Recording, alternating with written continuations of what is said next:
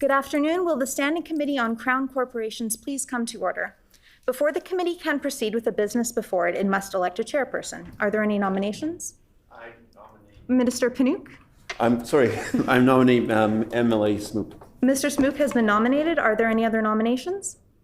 Hearing no other nominations, Mr. Smoot, will you please take the chair?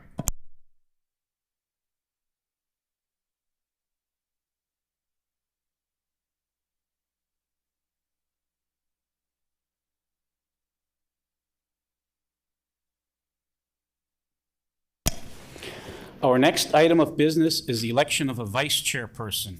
Are there any nominations? Mr. Panouk? MLA Legacy.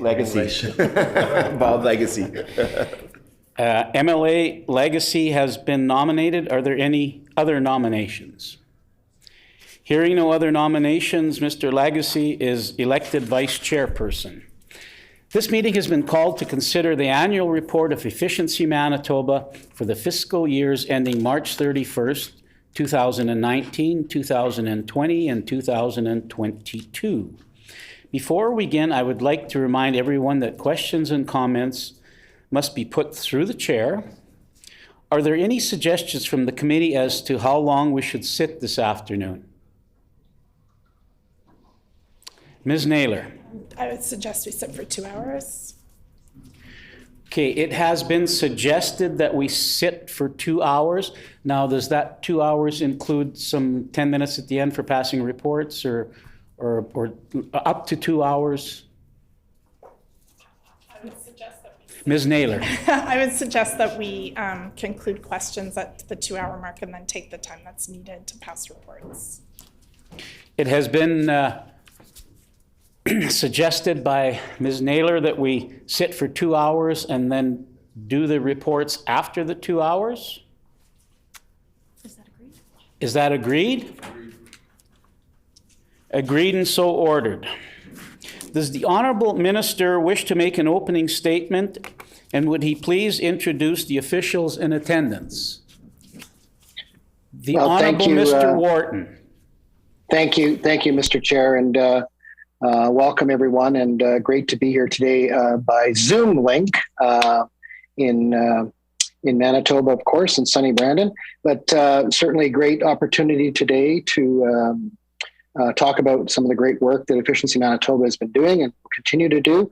And also, Mr. Chair, I did have my hand up when we were setting the time limit today, but I think it was overlooked. So if I could, before I pass it over to the CEO and to introduce her team, could I just offer my comments on the time? The Honourable Mr. Wharton, please do. Yeah, thank you, Mr. Chair. So certainly agree up to 2 hours to discuss the information in front of us today, of course. However, I do want to make sure that we are leaving time at the end of the meeting to go through and pass the reports. I want to make sure that that's on the record. That is what we have agreed to. So yes, the reports will come up to be passed at the end of the 2 hour period. Could you continue with your opening statement? Did you have anything, the Honourable Mr. Wharton, did you have any further in your statement to make, or? Yes, I just wanted to introduce a department today. And the Honourable Mr. Wharton, sorry. Thank you. No problem, Mr. Chair. Today we have Rathan Bowman is there today, I believe, and also my special assistant, Eric Selch, joining us. And with those few opening comments, I thank the team for being there, and I turn it over to you, Mr. Chair. We thank the Honourable Minister for those comments. Does the critic for the official opposition have an opening statement? Ms. Naylor. Thank you, Mr. Chair. It is my pleasure to join you today to consider the 21-22 annual report for Efficiency Manitoba, among others. And I thank Minister Wharton, and I thank the staff of Efficiency Manitoba for their continued work.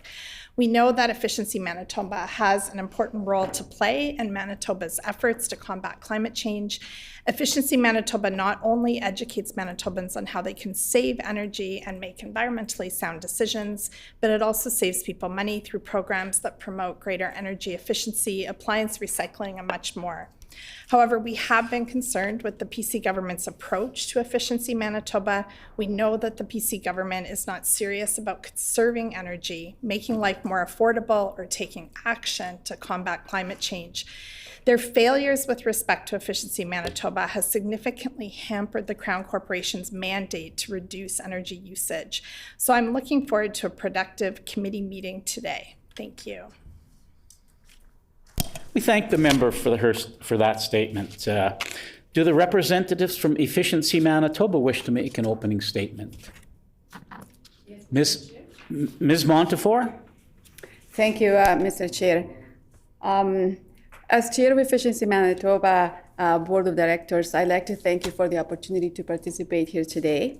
Since Efficiency Manitoba's board was created in May 2018, I've had the privilege of serving as chair and working alongside my fellow directors, providing governance to support this new Crown Corporation.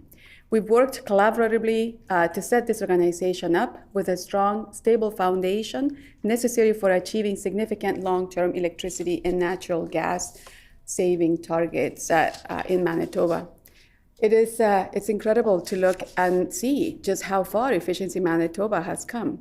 What started as a piece of legislation has grown and developed into a fully functional organization with a talented team of experts.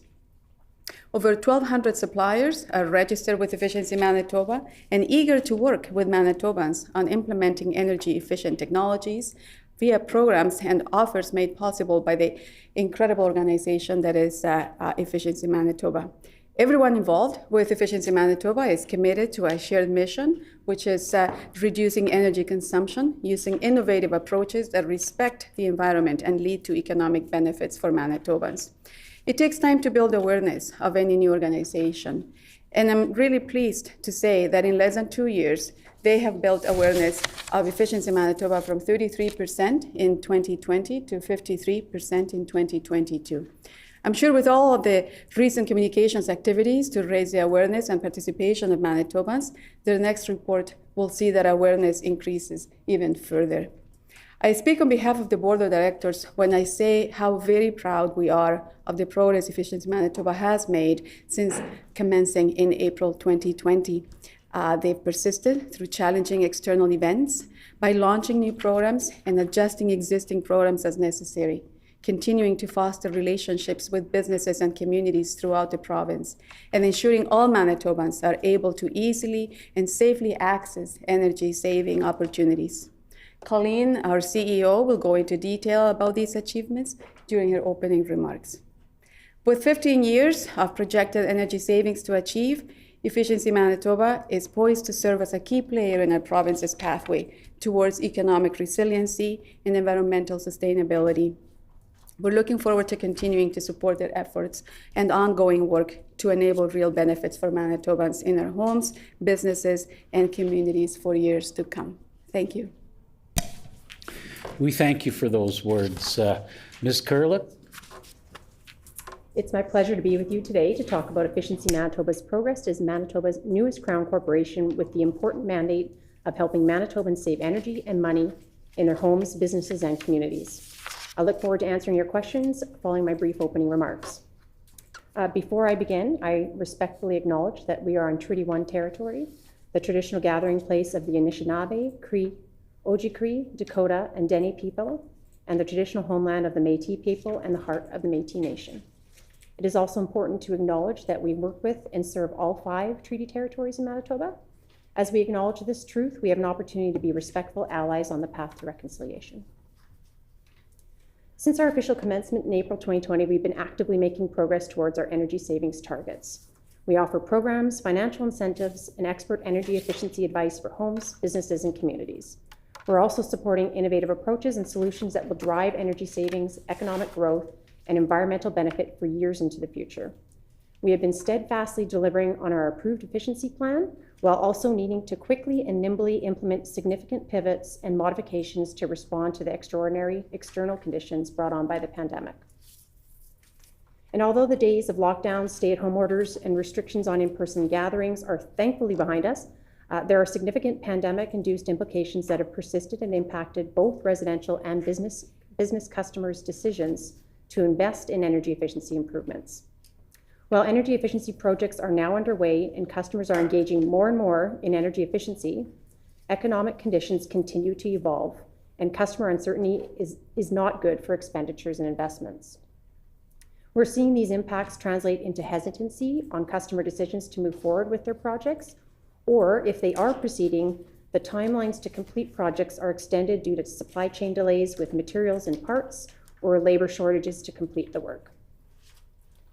With this reality as our backdrop, we've been forging ahead to ensure Manitobans are aware that we have programs and expertise to help them lower their utility bills, save energy, and reduce greenhouse gas emissions.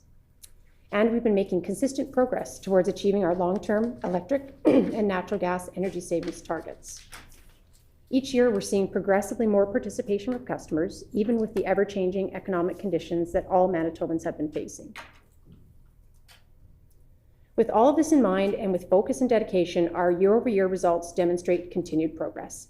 In 2021-22, we are able to achieve 77% of our electric savings target and nearly reach our natural gas savings target, along with those associated greenhouse gas emissions reductions. And we've achieved these results more cost effectively than anticipated in our 3-year plan. I'm incredibly proud of Efficiency Manitoba's accomplishments, and this is particularly true when reflecting on our many successes in our fiscal year 21-22. Our team continues to work with and for our fellow Manitobans to provide valuable advice complemented by meaningful and impactful energy efficiency offers. We've launched over 40 programs and offers, 9 of which occurred in 21-22 alone. Each one of our programs and offers launches has been purposeful and captures energy savings opportunities in the market. And each one deserves its own special mention, but in the interest of time, I'll highlight just a few. So in October 21, we were pleased to launch our long-awaited Windows and Doors rebate program, which encourages the replacement of old and inefficient windows and doors with high-performance models. The resulting reduction in air leakage and heat loss can help participants reduce their energy consumption, lower their energy bills, and enjoy a more comfortable living environment. Our Innovation Fund, launched in September 2021, has been created to support Manitoba-based projects and new technologies that can reduce electricity or natural gas consumption and drive long-term future energy savings opportunities.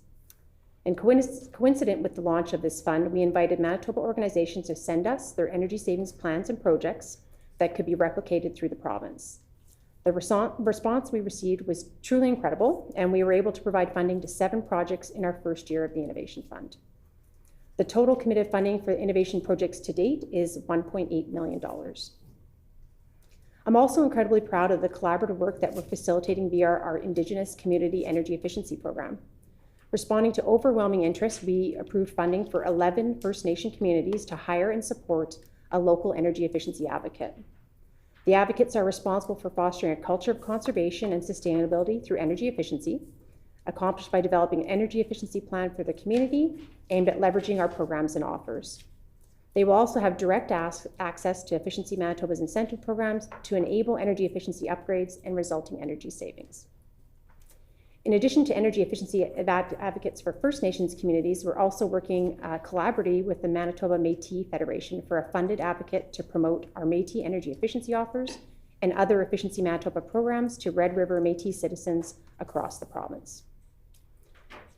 Partnerships and building relationships are key for us. Complementing the collaborations I just noted, we also partner with community renewal corporations and social enterprises to help raise awareness of our programs, increase participation, and lower energy bills to help make them more affordable. Beyond designing and launching exciting new programs and offers since our commencement, the Efficiency Manitoba team has been actively pivoting, modifying, and responding to the market conditions outside our doors. The details of these enhancements are included in our annual report, but at a high level, they include activities that expanded and added flexibility to program eligibility criteria, added limited time customer and supplier incentive bonuses, and extended our offer period for limited time rebate campaigns. Making this happen requires the deep energy efficiency and market expertise of our team, along with continuous collaboration with Indigenous, community, and delivery partners to ensure their energy efficiency needs of Manitobans are being identified and met by our programming. There is a vast supplier and delivery partner network built in Manitoba, and these businesses and the people who work with them benefit directly from our programs by selling and installing energy efficiency products and services. And the help provided by our programs via our team and the partners we work with couldn't be available at a more important time. As the cost of most everything continues to rise, the savings Manitobans will see through participating in our programs and adopting energy efficiency measures will help them reduce their energy costs. We have programs for homes, businesses, and communities, from multi-unit to single-family residences, to those on limited incomes, to Indigenous communities, to the small local corner store, to large industry creating jobs for Manitobans and looking for ways to reduce costs and stay competitive in the global market. Achieving significant energy savings requires the participation of Manitobans, both program participants and those that deliver our programs and sell energy efficiency services via their stores, businesses, and in all corners of the province. Our list of... Excuse me, our time has expired. Is there leave for Ms. Curlick to continue? Ms. Curlick, could you please continue? Thank you for that. Our list of contractors, retailers, and consultants who are registered to offer our programs continues to grow. By the end of 21-22, we had nearly 1,100 registered suppliers providing the boots on the ground services and technical expertise to help bring energy efficiency upgrade into homes, businesses, and communities all throughout the province. This represents an impressive 55% growth over the prior fiscal year. The value and benefits of energy efficiency are numerous, with everyday living costs on the rise. Helping Manitobans make energy efficient choices and upgrades will lead to a reduction in energy bills for homes, businesses, and communities.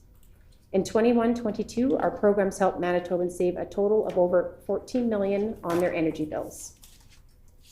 Less natural gas consumption comes with the especially important benefit of reduced greenhouse gas emissions, which provides important climate and environmental benefits. I'm proud to say that our natural gas savings resulted in 22,500 tons of CO2 equivalent being avoided this past fiscal year. And the economic benefits spurred by energy efficiency are countless. By improving access to energy savings upgrades through our programs of rebates, our commitment to energy efficiency is actively supporting green job creation as well as Manitoba's economic recovery and growth. When Manitobans participate in our program, it's good for their wallet, the environment, and the viability of local businesses, while also contributing to Manitoba's economy. It's really a win all around. As we closed out our second fiscal year with the pandemic impacts lingering, we recognize that customer participation being lower than forecasted in the first efficiency plan would impact access to the full allocation of low carbon economy leadership fund dollars if action wasn't taken to protect access to these dollars. This is precisely the reason why we worked collaboratively with the provincial and federal counterparts to enable a one-year extension to the current efficiency plan, which in turn would permit a one-year extension to access the full allocation of LCELF dollars committed to support natural gas efficiency in Manitoba. While the 23-24 extension year is upon us in mere months, we're actively working on our next efficiency plan for 2024 through 2027. Which is benefiting both from our foundation setting work completed in our first years as an organization, and also from the recently completed long-term integrated market potential study and the insights and feedback we have attained from our interactions with both customers and delivery partners. We look forward to using our energy efficiency experience and expertise as a focused, standalone organization to the benefit of all Manitobans. As we build the next 3-year efficiency plan, we're excited to continue collaborating and engaging with our stakeholders and partners and taking the next steps with Manitobans on the journey to make our province increasingly more energy efficient. That concludes my opening remarks, and I welcome any questions that may have. Thank you. The floor is now open for questions. Ms. Naylor. Thank you, Mr. Chair. And I have a long list of questions, and I also meant to mention that my colleague, the MLA for St. James, will be jumping in at some points to ask some questions as well. If Ms. Pearl could start with telling us how she would describe Manitobans' awareness of Efficiency Manitoba as compared to the previous Power Smart program, and if she thinks that enough Manitobans know about this corporation and what it's supposed to be doing. Ms. Kerlick? So in the board chair's opening remarks, we talked about our brand recognition going from 33% to 53%, which is significant in an 18-month period.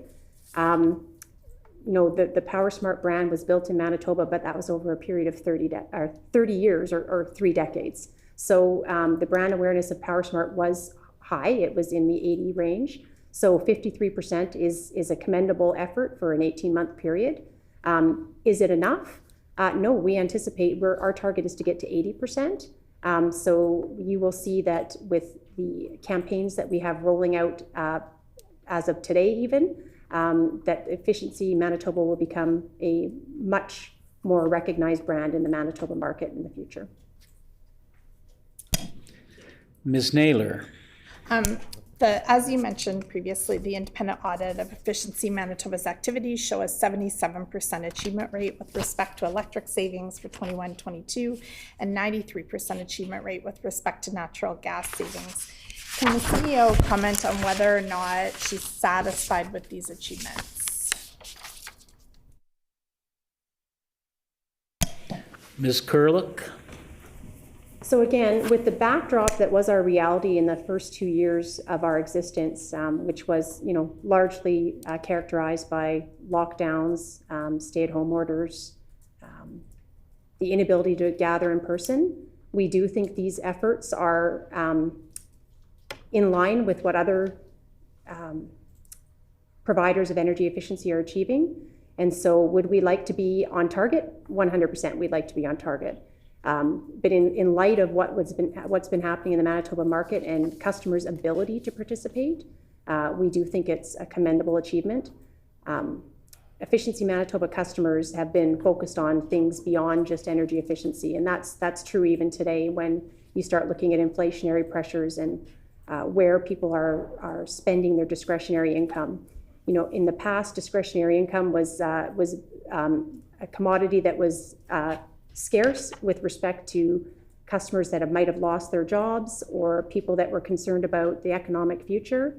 Now what we're seeing is our competition for spending discretionary dollars of Manitobans is coming at the sacrifice of things like travel, is some of the places where people are wanting to spend their money now. So what Efficiency Manitoba's job is to make sure that customers are aware that investing in energy efficiency is a really good idea. It helps. It has a payback that will come to customers in not only this year, but in several years to come. And we think it's a great investment. And that's the challenge that's in front of us. Ms. Naylor? I do recall from a year ago when we had our conversation, talking about the impact of the pandemic and some of, why that led to not the kinds of achievements we would hope to see.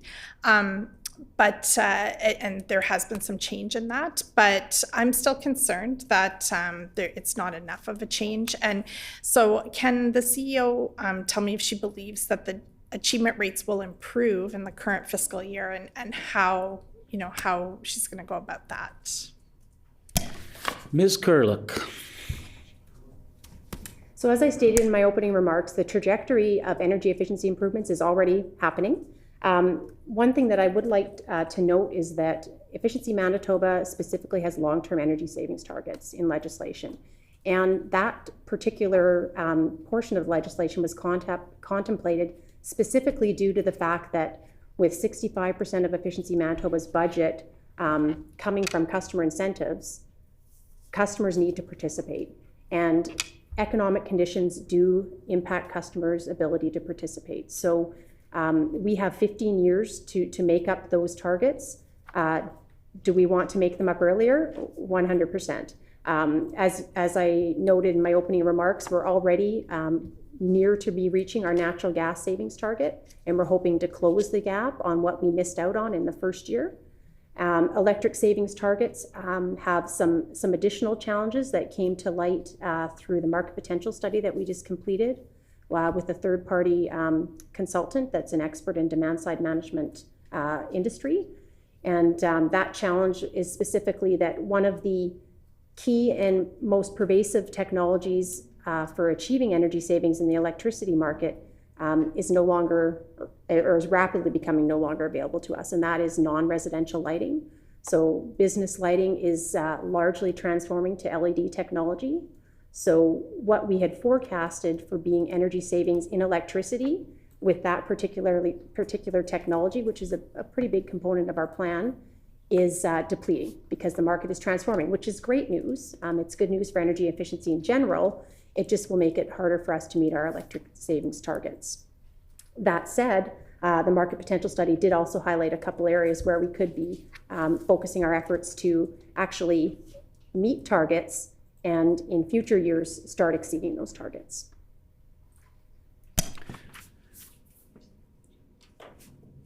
Mr. Sala.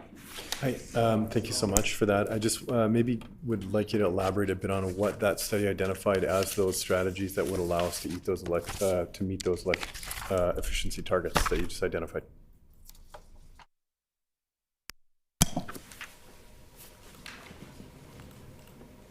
Ms. Kurlik. So some of the technologies, so first of all, the potential study did highlight the loss of that particular lighting market. Some of the things that they anticipated that could take its place were replacing heating systems with air source heat pumps or geothermal heat pumps in the shoulder seasons only. Our climate is such that using an air source heat pump or a geothermal heat pump is very difficult to do through the coldest winter months. They also identified home energy reports as an offer that we're currently not offering, that we could offer to generate both natural gas and electric savings. Additional energy savings also in the industrial customer sector. So we have an existing custom program right now with Efficiency Manitoba, and getting deeper savings and doing more savings in the industrial sector was identified as a big opportunity. Thing that the study also highlighted was that energy savings opportunities are going to likely come at a higher cost. So the relationship between what we invest and what comes out of what we can achieve in our targets is not strictly linear. So as those technologies get more complex, such as air source heat pumps or geothermal heat pumps, as compared to something like an efficient light bulb, as they get more complex, Efficiency Manitoba will have to invest more, and they're also more costly technologies. So we'll be having to invest more in the future to actually get those energy savings. Mr. Sala. I'd like to ask if that study is publicly available, and if not, if the CEO could endeavor to make that available to us, the committee here. Ms. Kurlik. That study is not currently publicly available. We have presented and had our consultant present a synopsis of the study to our Energy Efficiency Advisory Group, Manitoba Hydro, and members of the provincial government. Mr. Sala. So I'll just ask again, would the results of the study or a synopsis of it be made available to the committee, or could it be made available to the committee? Ms. Kurlik.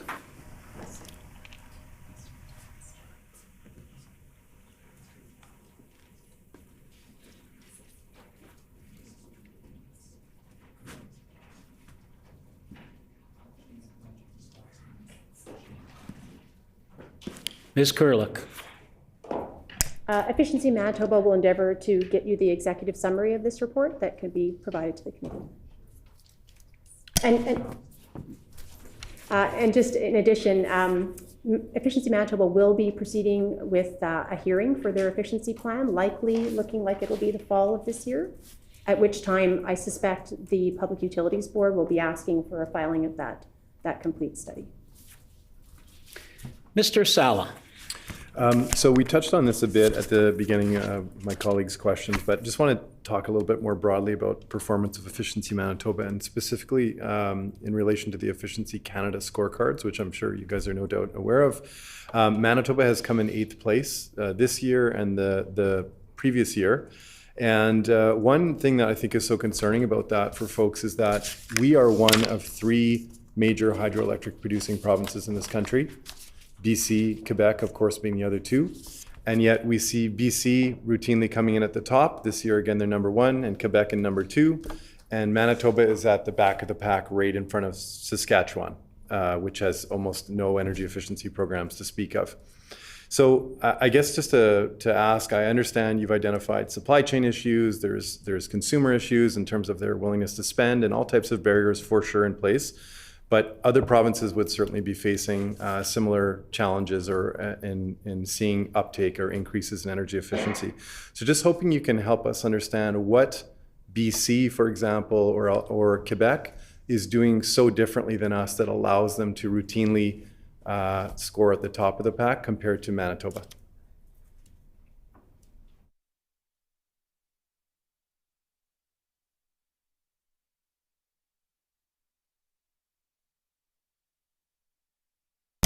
Just as a reminder to members, if questions could be put through the chair, please.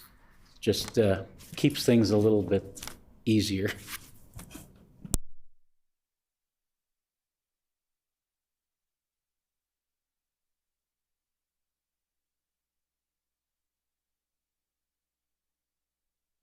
Ms. Kurlik.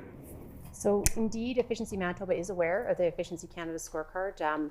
Members of our team spend quite a bit of time responding to the detailed questions that are contained in that scorecard. And the intent of the Efficiency Canada scorecard is to advocate for comprehensive programs and policies that support increased energy efficiency across Canada. And so we are, of course, most supportive of this intent and recognize there are areas within this broader objective and within the scorecard itself that Efficiency Manitoba can impact and others we cannot, recognizing our legislated mandate. I'm glad the member brings up BC and Quebec. In terms of the areas related to Efficiency Manitoba's mandate, which is specifically the energy savings portion of that scorecard, both BC Hydro and Hydro-Quebec scored around the same range as Manitoba, with respect to the program savings element of that scorecard. And the important thing that the Efficiency Canada scorecard is not able to do is recognize the jurisdictional differences that exist across Canada. So in addition to BC, Quebec, and Manitoba being hydroelectric provinces, they are also 3 provinces that have the longest standing energy efficiency programs across Canada. So I would say that BC and Quebec have been at the energy efficiency games for roughly the same as Manitoba, so 30 years. So the reason why I think those scores are kind of in the mid-range, and like I said, we scored very similar to Quebec and BC on that particular element. And the reason is because the provinces that have created agencies or utilities and just entering the game for energy efficiency in recent years have a lot more opportunities to pursue than those 3 provinces that have been at it for 30 years. So that's a really important distinction to make.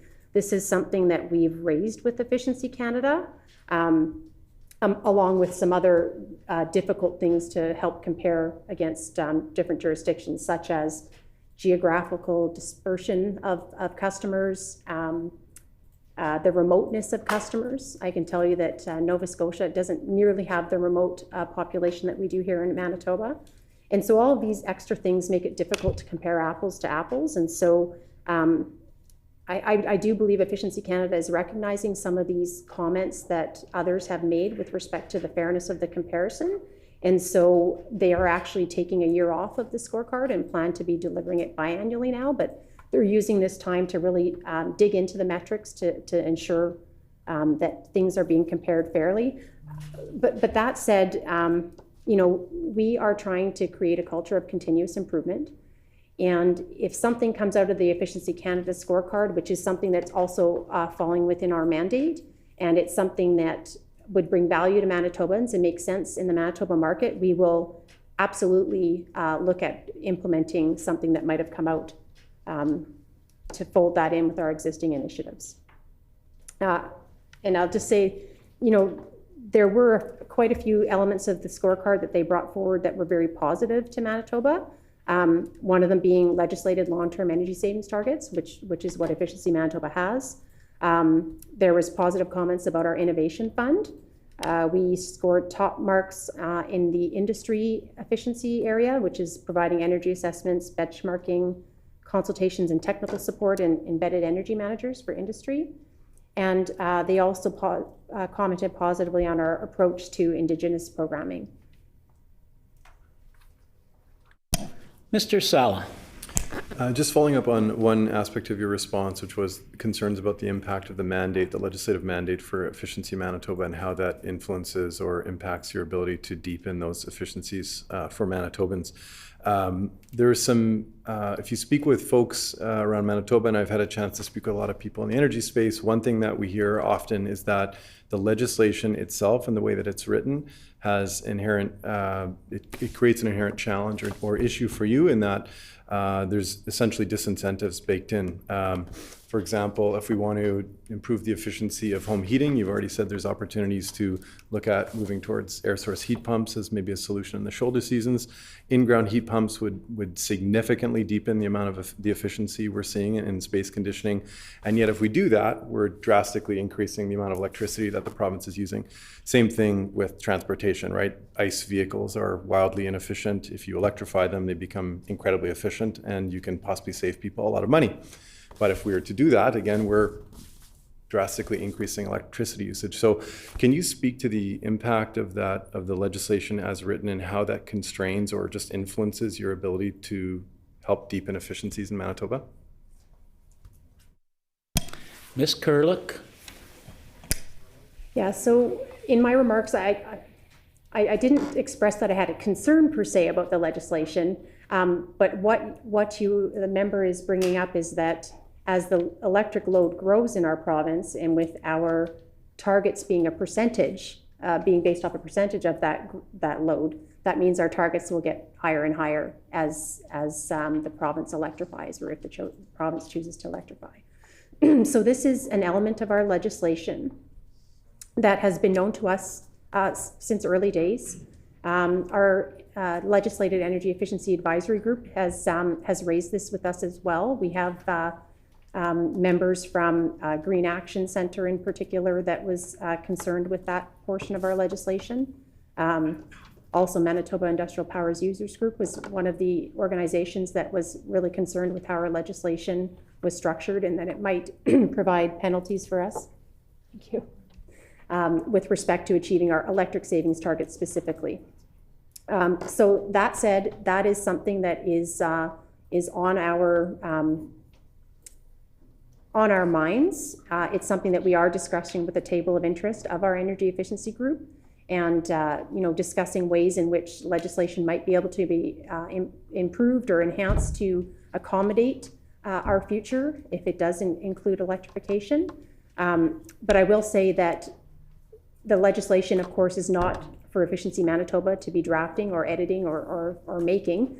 But I do know that the provincial energy strategy is a project that's in the works that I understand a consultant has been secured to come up with that provincial energy policy framework. And I understand that Efficiency Manitoba's legislation is something that's on their mind as well.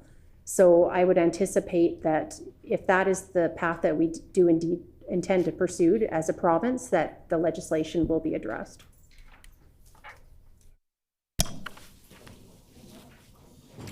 Mr. Sala.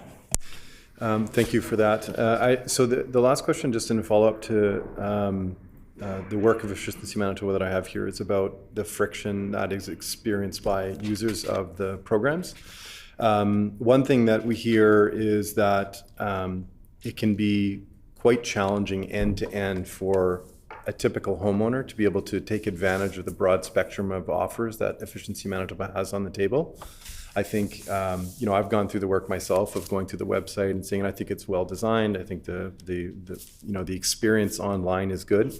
But what you hear back from users of it is that end-to-end, there's some project management skill sets needed to make this work, to be able to work through the process effectively and to take advantage of it. And there's a lot of good programs in there, but it's tough for people to put them all together so that they can take advantage of multiple opportunities at once to save the money that they could potentially save. So there's some concerns about friction that we've heard. I'm wondering if you could speak a bit about what Efficiency Manitoba is doing to make that user experience better, to sort of deprofessionalize or lower the level of skills required in order to navigate that, to allow people to get access to those savings, because right now the sense seems to be that it's challenging for people to get access to those dollars. So hoping for some commentary around that. And then I'm going to throw in one additional question on top of that, which is I'm hoping you can speak as well to the financing offers that are currently on the table from Efficiency Manitoba. I know that a lot of the programs, I know, for example, within geothermal, you've got a financing offer,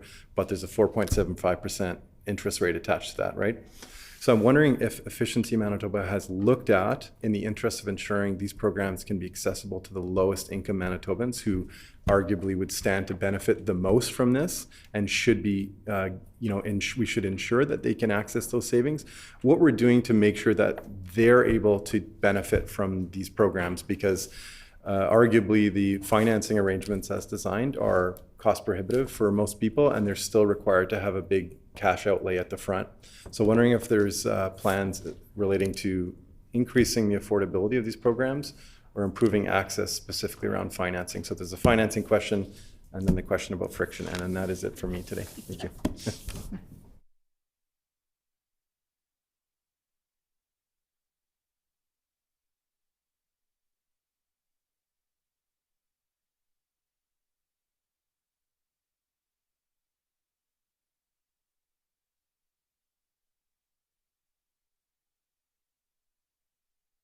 Ms. Kurlik. I'm going to try and tackle this in one response, but if member doesn't mind, I might get a repeat of some of the questions. But I guess we'll start with financing, if that's okay, because that was the most recent portion of your question. So financing right now for Efficiency Manitoba's offers are offered through Manitoba Hydro, and that is simply because that program had been developed at Manitoba Hydro, and that is because it allows for the convenience of the payment being paid back on the hydro bill, which is a really fantastic option for customers. And Manitoba was, I would say, the first jurisdiction in Canada to offer that. It is a tool that is used very heavily by the industry partners that sell those efficient technologies, whether it be geothermal or air source or insulation or windows. So it's a very popular financing tool amongst the contractors, which is one of the keys to its success, as a matter of fact. So with respect to the interest rate, that is set by Manitoba Hydro. So I don't have the knowledge on what is made up with that interest rate. It is sorry,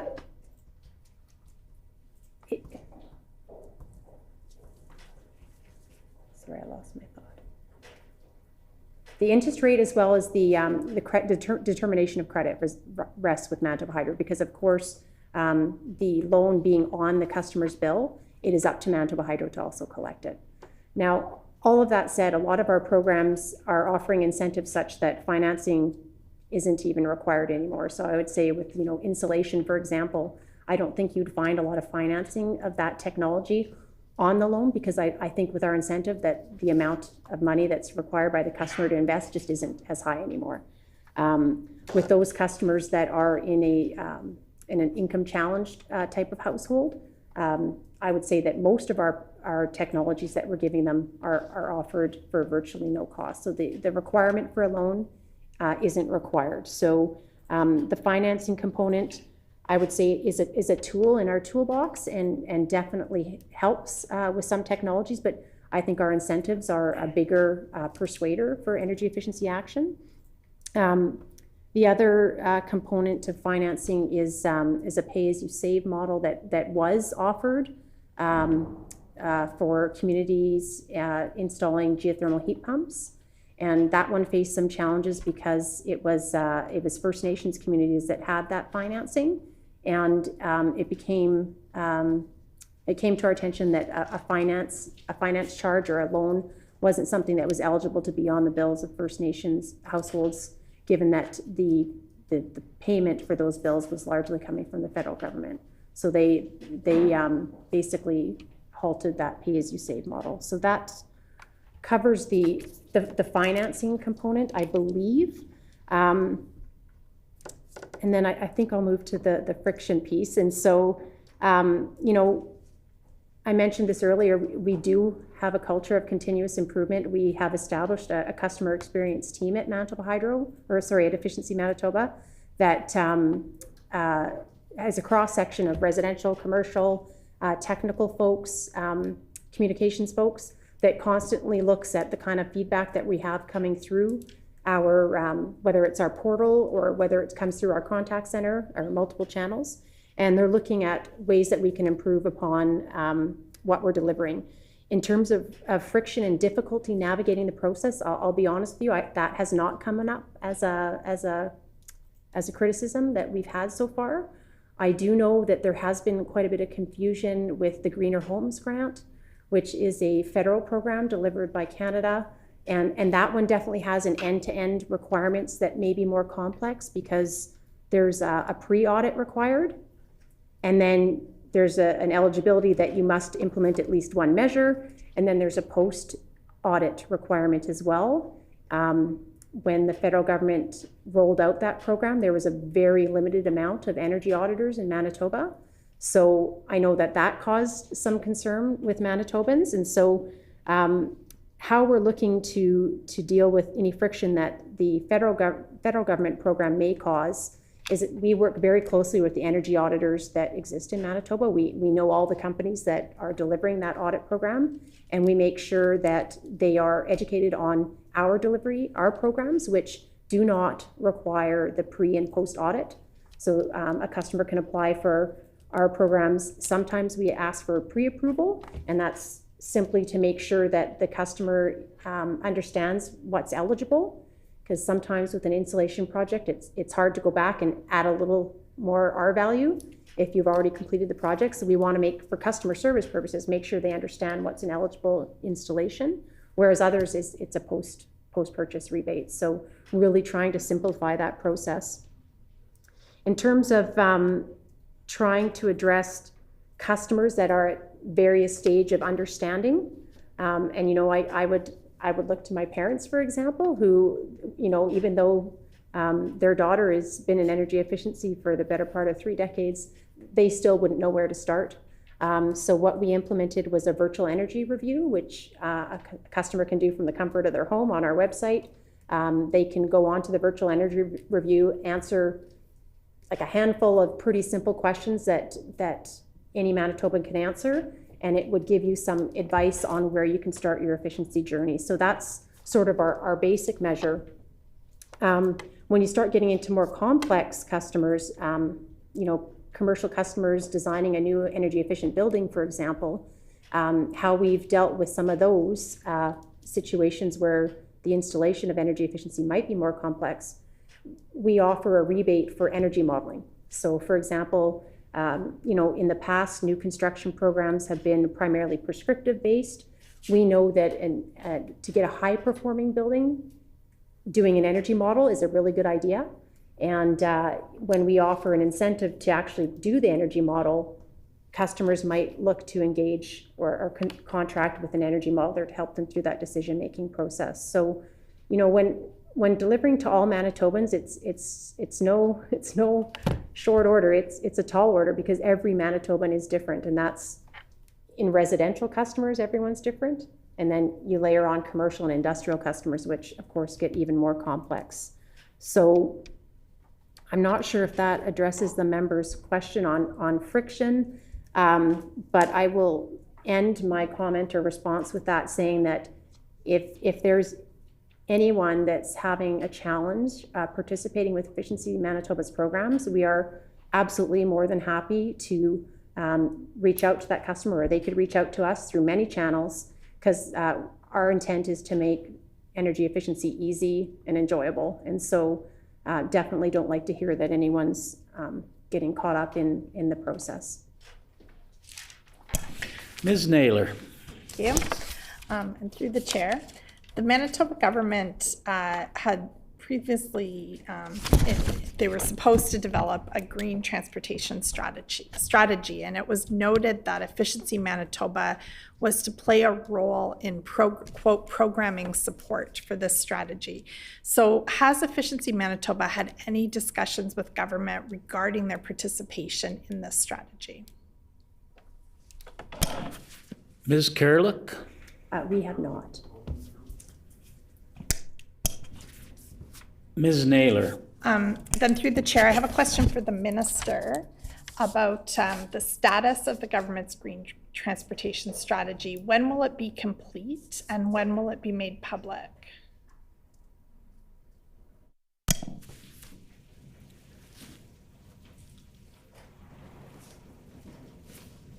The Honorable Mr. Wharton? Thank you. And you can hear me okay? Okay, great. Thank you.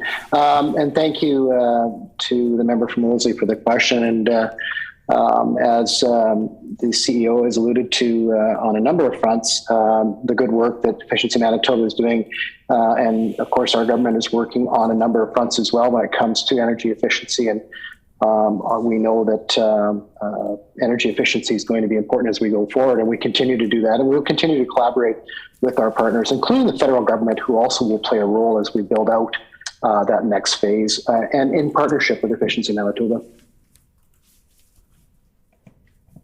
Ms. Naylor? Thank you, Chair. I don't believe the minister answered my question about the completion of the government's green transportation strategy and when it will be made public.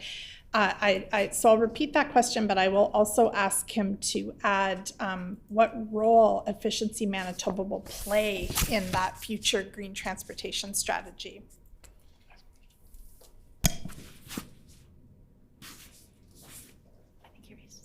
The Honorable Mr. Wharton? Well, thank you, Mr. Chair, and I'm sure the member from Wolseley will continue to say that I haven't answered the question, and I have, and we're continuing to build out the green transportation strategy. So, and we will continue to do that, and we will work again in collaboration with our partners, including Efficiency Manitoba, again as we build through the process of ensuring that we meet our targets in collaboration not only with our stakeholders but also with the federal government, who set targets for 2030 and 2040 and 2050 to ensure we meet our targets, to ensure that we are, and we already are, one of the greenest provinces in Canada. Ms. Naylor? Thank you, Chair. Can the minister share with the committee when government will be meeting with Efficiency Manitoba to talk about their specific role in the green transportation strategy?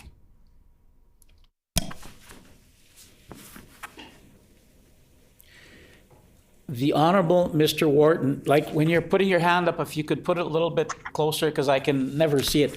The Honorable Mr. Wharton, thank you. I certainly will, Mr. Chair. I'll ensure that I give you the full wave next time. I apologize for that. Not a fan of virtual, as you know. Certainly, when we continue the process, the member from Wolseley and other members of the House will be fully informed as we go forward, as they usually are, and they are, will continue to be. The member knows that we are one of the most transparent governments that have been governing Manitoba, and the member knows well enough that she will be informed. We have a good communication with the member from Wolseley. I would expect that will continue as well. Ms. Naylor? Thank you, Chair. I will return to asking questions through the chair of the CEO now. Has Efficiency Manitoba had any discussions with government regarding the development of a new carbon savings account for 2023 to 2027? Ms. Kerlick? Efficiency Manitoba has not had direct conversations with government, but the the EAC, the Expert Advisory Council on the Climate and Green Plan, did receive a presentation from our team in August as part of their deliberations and considerations for the next carbon savings account. Ms. Naylor?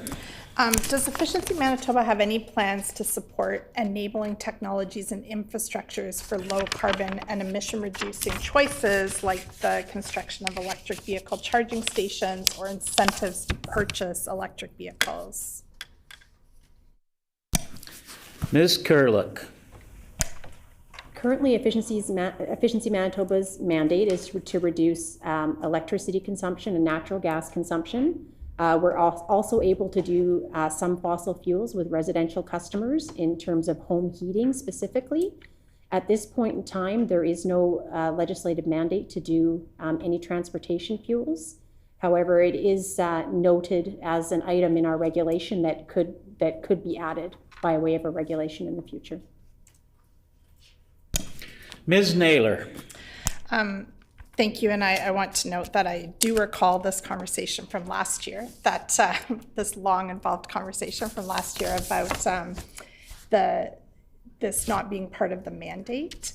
I feel like last year the CEO indicated that Efficiency Manitoba would certainly welcome a broader mandate from government around electric vehicles. So I'm going to ask this question to the minister. Does the government believe the creation of electric vehicle charging infrastructure and incentives for EV vehicles should be part of Efficiency Manitoba's mandate?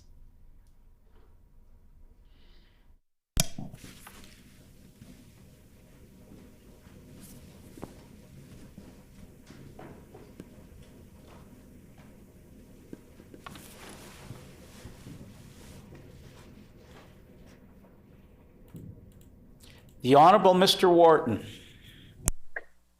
Thank you, Mr. Chair. And sorry about that. There was a bit of a delay in that question. If I can ask, and it seems like there was a connectivity issue there. Can I ask that? Can I get the member from Wolseley to repeat the question? I apologize.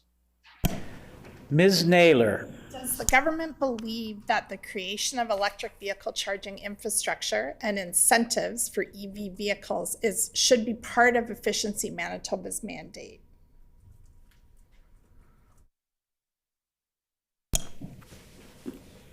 The Honourable Mr. Wharton. Thank you, Mr. Chair. And I did hear the question that time, and I thank the member from Wolseley for the question. And again, as we continue to build through efficiencies in how we can deliver on ensuring we're reducing greenhouse gas emissions, EV vehicles are going to play an important role, as the member knows, and Efficiency Manitoba knows, and Hydro knows as well. Being the former Minister of Crown Services and the Minister for Hydro, certainly there is a lot of discussion and continued work moving forward on how we can deliver collectively as a whole of government approach with our stakeholders to ensure that we have the right infrastructure in place so that Manitobans have access going forward. And I know that other jurisdictions are having struggles with it, but I know that our green, clean grid that we have and are the envy of the rest of the country is going to help us jumpstart and move forward in a lot faster pace when it comes to EV charging stations. Ms. Naylor. Perhaps there's still a connectivity issue. So I'm just going to ask again, through the chair, does the minister believe that the creation of electric vehicle charging infrastructure and incentives for EV vehicles should be a part of Efficiency Manitoba's mandate? And if not, why not? The Honourable Mr. Wharton. No connectivity a problem at all, Mr. Chair. Actually, I'm hearing the member from Wolseley very well. And certainly, again, I will answer the question. We believe that EV charging stations are going to play an active role as we go through the process of our energy strategy. And Mr. Chair, and to the member from Wolseley, through you, Mr. Chair, certainly our Crown corporations are going to play an active role in that. Ms. Naylor. Will the minister commit to ensuring that incentives for EV vehicles become part of the mandate of Efficiency Manitoba? The Honourable Mr. Wharton. Well, certainly the member knows that I'm not going to prejudge the outcomes of the current negotiations, discussions, collaboration that we're having with stakeholders, Mr. Chair, and through you again. The member from Wolseley will certainly, as the rest of the House and Manitobans, as we go through this process, will go along with exactly what we're continuing to do, and that's being open and transparent on how we move forward quickly to ensure we make our goals. Ms. Naylor. Thank you, Mr. Chair. I'm going to return to asking questions through the chair of the CEO. Why was the overall Efficiency Manitoba budget underspent by nearly $33 million, or 45% of the budget in 21-22?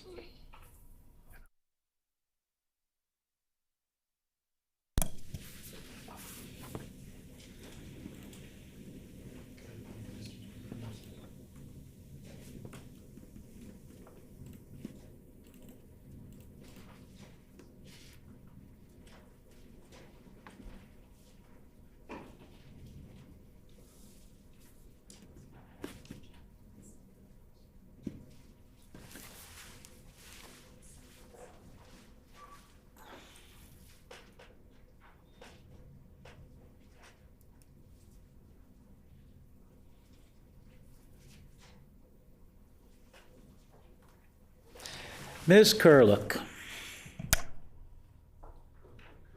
So as I mentioned in my opening remarks, the ability for customers to participate definitely hampered in 2022 still with stay-at-home orders, some lockdowns.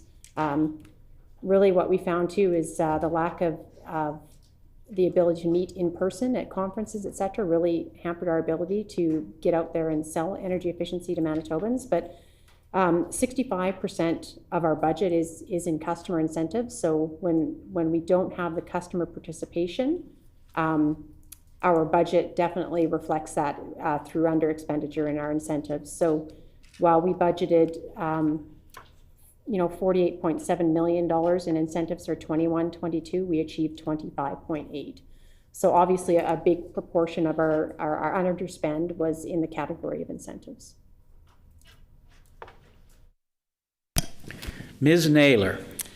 Thank you, Mr. Chair. I want to ask a bit more about the Canadian Provincial Energy Efficiency Scorecard. I know that the CEO has spoken already to some of this with questions from my colleague about the rating drop, but my specific question is that in the 2021 report, it stated that Manitoba was the province whose energy efficiency seemed to be most impacted by the pandemic.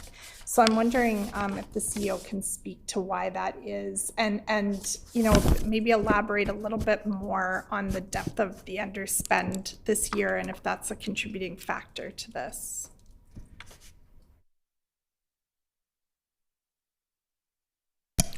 Ms. Curlick. Can I just get the member to clarify the last part of that question? Ms. Naylor. Sorry, I was just asking if the underspending within the corporation is connected to this, to this idea that Manitoba was the most impacted by the pandemic. Ms. Curlick. So I'm trying to recall what portion of the scorecard actually spoke to the impacts of the pandemic. I do know anecdotally from talking to my counterparts in other areas of Canada that Manitoba did have a higher proportion of lockdowns. And so I know while we were locked down, I believe BC was open. They didn't have the same cancellation in their retail rebate campaigns that we did. So that was one component. But I think in terms of lockdowns and spend, I guess I would point primarily to our geographically dispersed population, and in particular First Nations communities, where some of our higher, more expensive programming will occur just by nature of trying to reach First Nations. With their remoteness, it can be a challenge. And so right now, we haven't, as early as February of 2022, we had a meeting scheduled in a First Nation community that was canceled due to another outbreak of the variant. So First Nations communities experienced a lot of lingering effects of the pandemic, I think, and I think that's widely known that disproportionately they were impacted by the pandemic, and that's one of the markets where we'd have a higher expenditure to get the same, or to get energy savings. Ms. Naylor. Thank you, Mr. Chair. Just continuing to reflect on the underspending in the budget. Can the CEO speak to why salaries and benefits were underspent by nearly $2 million? Ms. Curlick. Yeah, so it's important to remember when Efficiency Manitoba developed their budget for the efficiency plan, it was done in 2019. And so when looking into the under expenditure, there's a portion of that under expenditure that would have been part of the ramp up of staffing and getting people in place, because that did take place over a period of 18 months or so. You don't just staff up on day one. So that was a component of it. So FTEs not being at their max or what we're budgeted for as time went on. In addition to that, we were bringing on new staff that would have been at lower ranges of the pay scale, whereas the budget was at a higher end of a pay scale that we budgeted. So that would have likely reflected that. Ms. Naylor. How many employees does Efficiency Manitoba currently have, and what is the target number of employees? Ms. Curlick. The target for employees outlined in our efficiency plan was 75 full-time equivalents, and we're currently sitting at that capacity, plus or minus, at any point in time due to summer students and mat leaves and general human resource ebbs and flows. Ms. Naylor. And why was the employee development budget underspent by 69%? Ms. Curlick. We were too busy, to be honest. The team was very, very busy. We were implementing an efficiency plan, but also implementing an IT system to make sure that we are delivering more cost effectively and with better ease to Manitobans. So at this point in time, employees have been otherwise focused on making sure their programs were rolled out and launched. Pivots and enhancements, although they sound like they're pretty easy to do, it actually does take time. It takes communication with the market. It takes communication with the delivery partners so they're aware of what that pivot enhancement is. So insofar as the pandemic impacted customers' ability to participate, it also created a lot more work for the team, which basically gave less time for their own professional and personal development.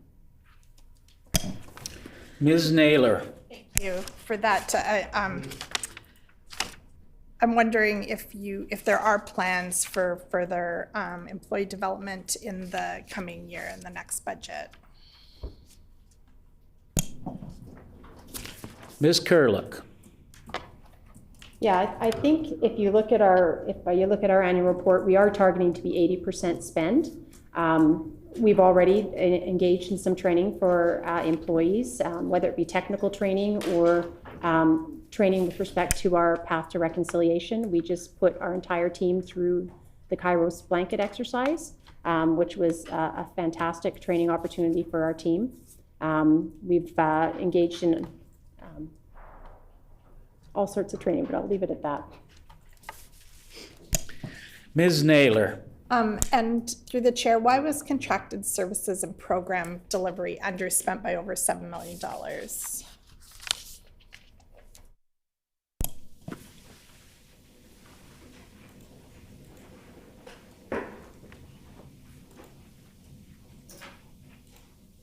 Chair, can I get a member to repeat that question again? Ms. Curlick. Oh. Ms. Naylor. Sorry. Oh, got it. Why was contracted services and program delivery from page 18 underspent by over $7 million? Ms. Curlick. Okay, so that particular category of spend is not the suppliers and private sector delivery partners that I talked about, which is the insulation contractors or furnishing contractors that install as part of their everyday business. That particular category of spend is for our contracted delivery partners. So for instance, a contracted delivery partner might be the company that's responsible for picking up refrigerators and recycling them. Another A delivery provider might be the folks that go into small businesses and install low-cost, no-cost items and then do deeper retrofits on lighting. And so with customers not or not either not able to participate in energy efficiency or focused on other things such as, keeping their staff employed or making sure that their establishment had the health protocols in place to accept customers such as grocery stores. So those particular delivery contractors didn't have the same work that they would have been forecasted under our efficiency plan, which was definitely conceived of prior to the pandemic. Ms. Naylor. Through the contracted services and program delivery, was Efficiency Manitoba contracting with Build for delivery of their programs?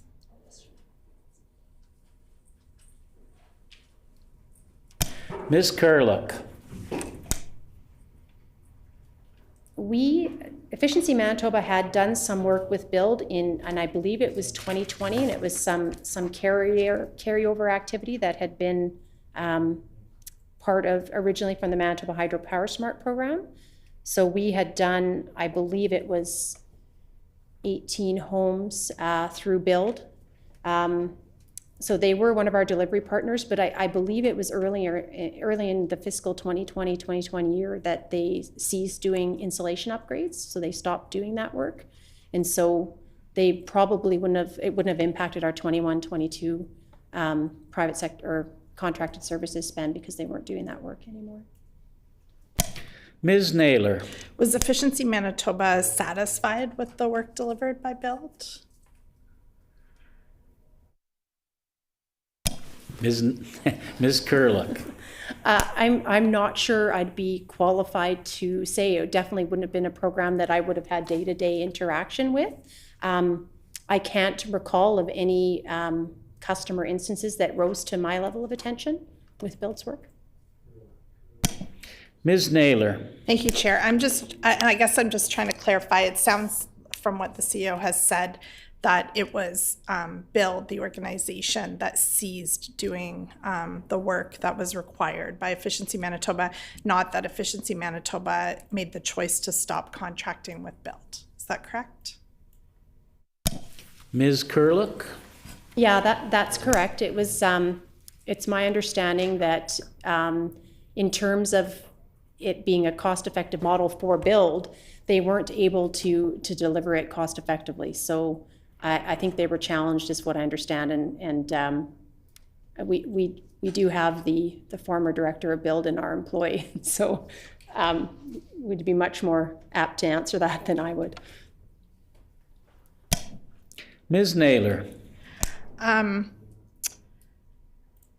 want to ask a little bit about the Community Advocates Program. I know that as of October, when the CEO spoke at the community meeting, there was reference to funding advocates in 5 municipalities.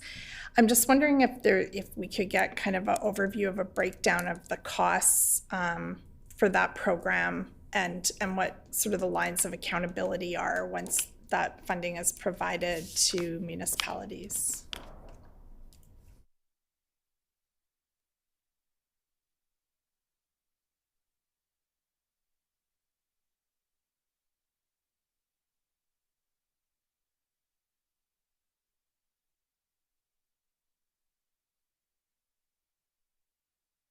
Ms. Curlick. So in terms of lines of accountability, obviously we're hiring the energy advocate to be an outreach agent for Efficiency Manitoba to not only deliver our programs and services, but to develop a community energy plan that's in line with what the community is wishing to see. And so obviously they're being hired by the community for the community, so there would be a line of accountability that goes directly to the municipality. What we do is we have a program specialist that's responsible for that particular program, and they basically support all of those advocates. So If they have any questions or if they want supplemental presentations on something more technical, that would be coordinated through Efficiency Manitoba. So in as much as they're being hired by the community, we definitely want to support them. For the program to be successful, we want to make sure that they're aware and have the technical knowledge to help deliver energy efficiency programs in their communities. Ms. Naylor. So I'd like to know what the cost is of that Community Advocates program, and is the funding provided directly to municipalities? Kind of how does that work? Ms. Kurlik. I would have to undertake to get the exact budget of that particular program, but what I will say is that the Community Energy Advocate it's roughly a $40,000 funding commitment to help pay for the salary of that advocate. And of course, there'll be internal time in the budget as well for our staff to support those advocates. Ms. Kurlik. Oh, sorry, Ms. Naylor. Thank you, Chair. Moving off that question, just can the CEO provide in general terms what role the private sector plays in service delivery as opposed to Efficiency Manitoba staff?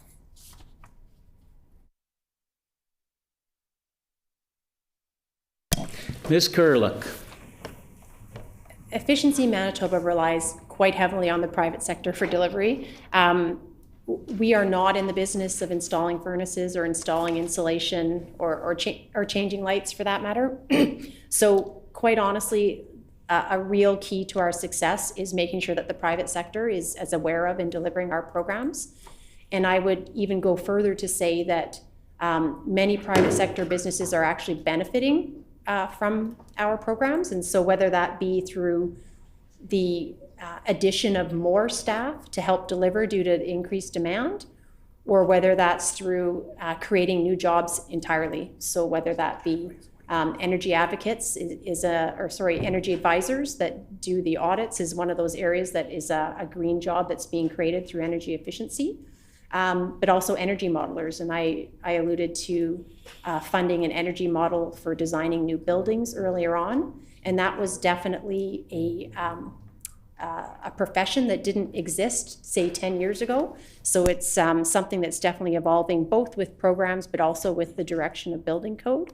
So those private sector businesses are super critical to Efficiency Manitoba. In addition, that's the private sector non-contracted, and then of course there's the contracted private sector companies as well that are also critical, because the example I gave earlier with the fridge retirement program, again, those were jobs that were all new to Manitoba in terms of getting the truck drivers that go and pick up and bring the appliance out of the home through to the warehouse that kind of disassembles and make sure the parts are sorted to be responsibly recycled. Ms. Naylor.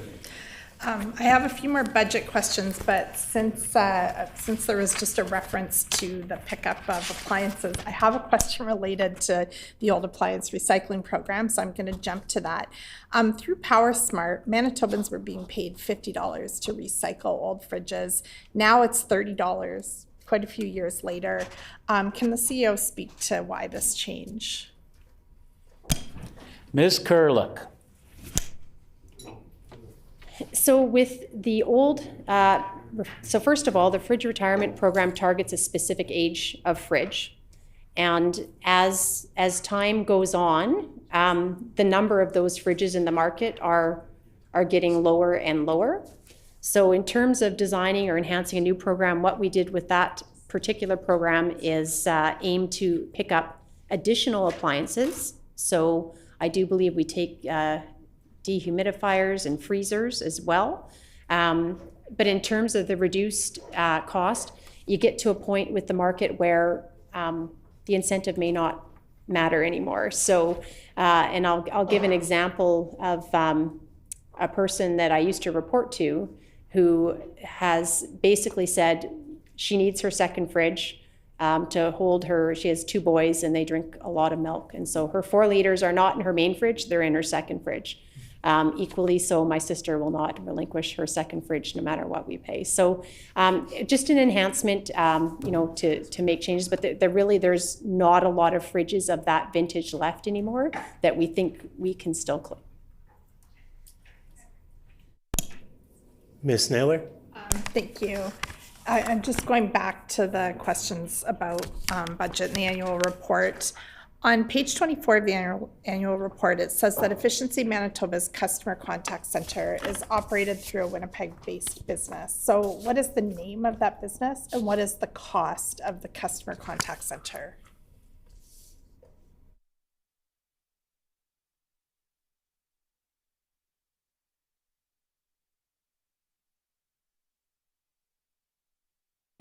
Ms. Gerlich?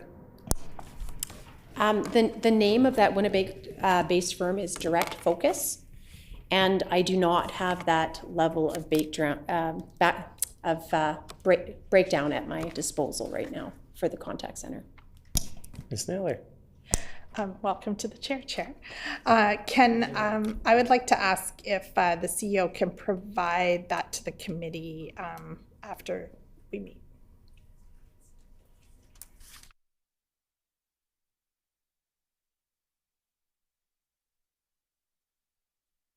Ms. Gerlich? Thank you. That's a competitively tendered contract, so I think we're somewhat reluctant to publicly put what they're bidding for us on a public record.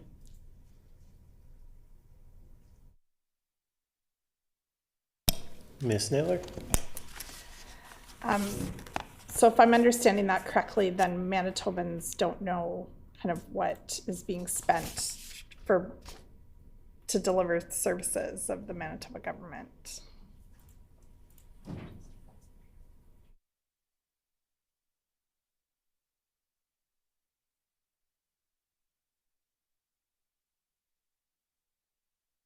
Ms. Gerlich?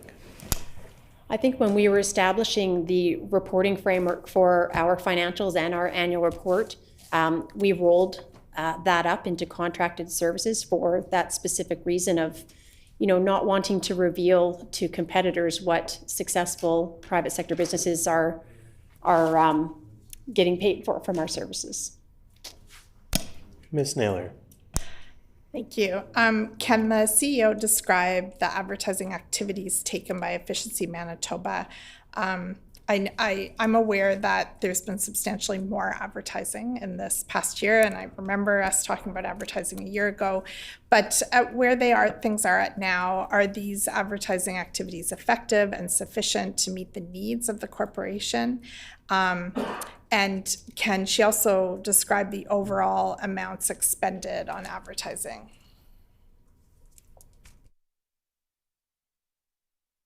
Ms. Gerlich? Yes, I recall this topic from last year as well. So maybe I'll just start with just a description of the type of advertising that Efficiency Manitoba engages with, and starting at the very highest level, the brand advertising. So that would be some of the television spots that have been airing that I'm sure everyone has seen that talk about Efficiency Manitoba, who we are, who we're serving, and what we're intending to do for Manitobans, and that's at the very, very high level. We then go into sort of sector-based marketing activities.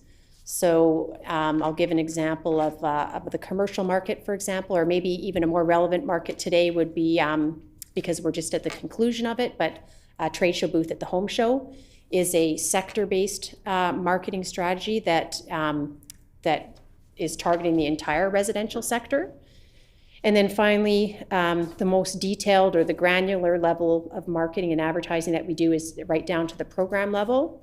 And an example of that would be the what we call the You Can Too campaign for our energy efficiency assistance program targeted at income challenged Manitobans. And so that's the type of advertising that we do at the 3 different levels.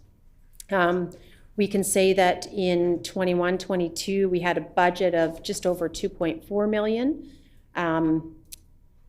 Only spent 1.48, but that was largely because our brand campaign released a little bit later than we had anticipated. So the media buy for advertising campaigns is usually the lion's share of those costs.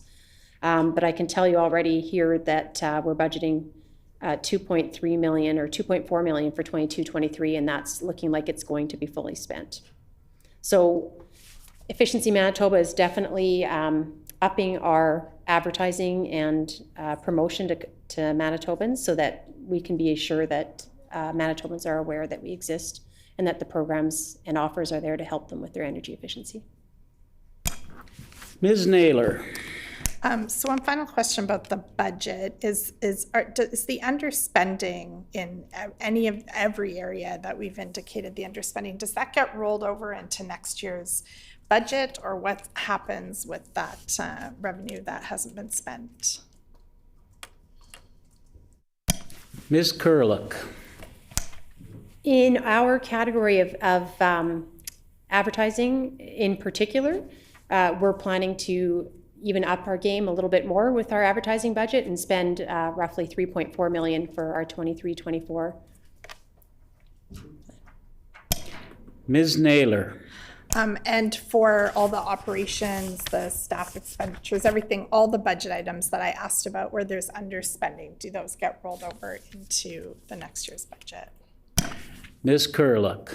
Yeah, and I remember this budget question from last year as well, and we really struggled to land on this one. And so where I'm going to start is Manitoba Hydro is legislated to provide the funding that Efficiency Manitoba needs for the activities it wants to engage with. And so given that we are now going into a period where we're going to have to make up some saving shortfall, we are suspecting that that's going to maybe cost a little bit more, or it might cost exactly the same as we had projected in year one, but now it's year 3 or year 4. So either way, what happens with respect to our activities is when we do our call to Manitoba Hydro for what we need, and we do this on a monthly basis, Manitoba Hydro is legislated to provide that funding to us. So if our budget was, say, roughly $6 million a month to do all the activities that we're projecting for that year, and it happened to be $8 million because we are anticipating a big industrial customer to close, or we had a big swell in First Nations participation, Manitoba Hydro would give us $8 million. So whether that's a carry forward or whether that's a commitment to get the money that we need to deliver on the programs, I would say it's probably more so the latter. But if we want to characterize it as a carryover, I guess we could say it's kind of like a carryover. Ms. Naylor. Thank you, Mr. Chair. In 2018, there was a really popular 2-year solar rebate pilot program that was scrapped by Manitoba Hydro, was handed over to Efficiency Manitoba with a promise to launch a new program. So we know this program recently launched in August. Can the CEO explain why it took so long to relaunch the program?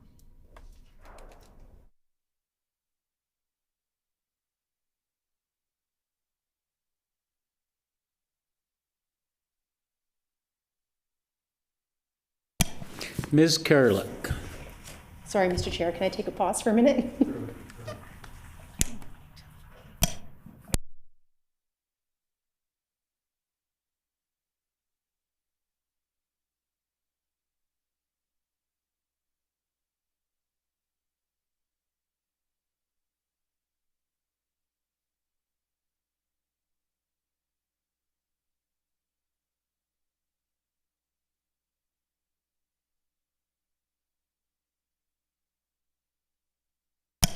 Ms. Kurlik. So I first want to correct the characterization that the program was handed over to Efficiency Manitoba, because that wasn't quite correct. It was a 2-year pilot at Manitoba Hydro that was intended to end in 2018. But our efficiency plan did contemplate a solar photovoltaic program, but it was always contemplated in year 3 of the efficiency plan. So we did deliver on that as intended in our 3rd year, launching that program in August of this past year. Ms. Naylor. Thank you for that clarification. I note that there's some major differences between the new solar rebate program and the old pilot program. The original pilot project for businesses provided $1 per watt installed for projects up to 200 kilowatts, and the new program for businesses provides 50 cents per watt installed for projects only up to 50 kilowatts. So a maximum of $25,000, which is less generous than what was being provided originally. So can you explain why, can the CEO explain why the new program is less generous than the original program?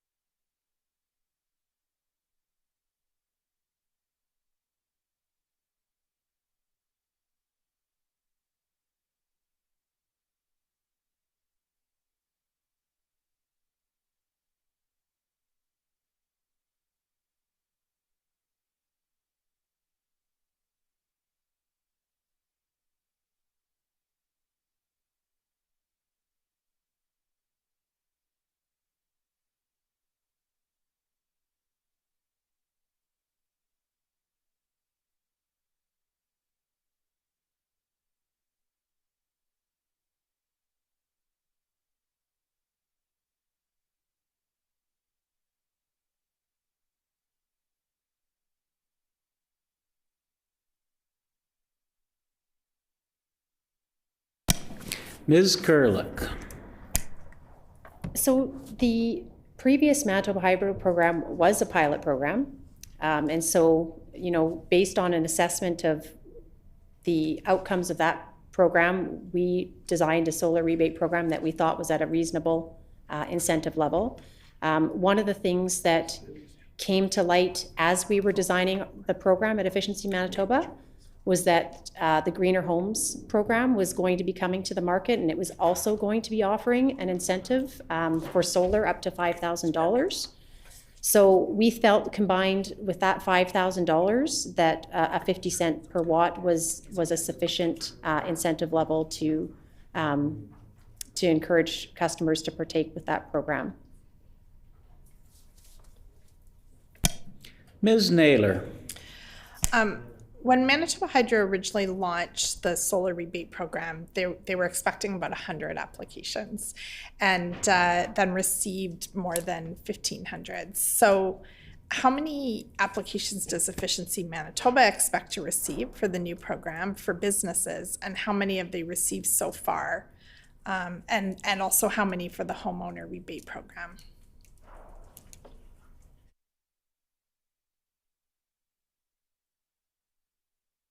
Ms. Kerlick.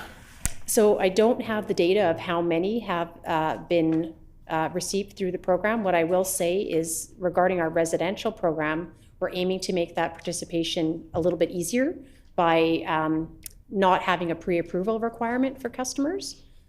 So that should hopefully get us some more participation. But I do not have at the ready our current intake with both residential and commercial. Chair, I see Lee from the committee to ask a question.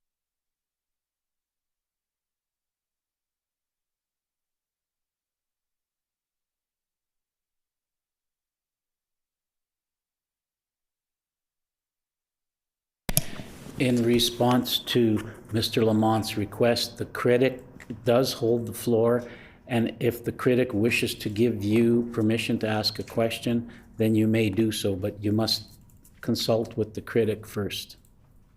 Ms. Naylor. Thank you, Mr. Chair. I still have a number of questions to ask at this time. Okay, now I've lost my train of thought. Okay, so thank you for answering the question about you're not sure about the amount of applications at this point. And forgive me if this information is publicly available and I don't know, but have applicants begun receiving funding for this program? I know it just launched in August, and if so, how many? Ms. Kerlick.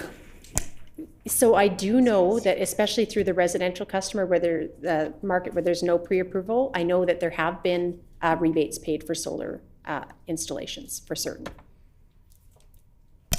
Ms. Naylor.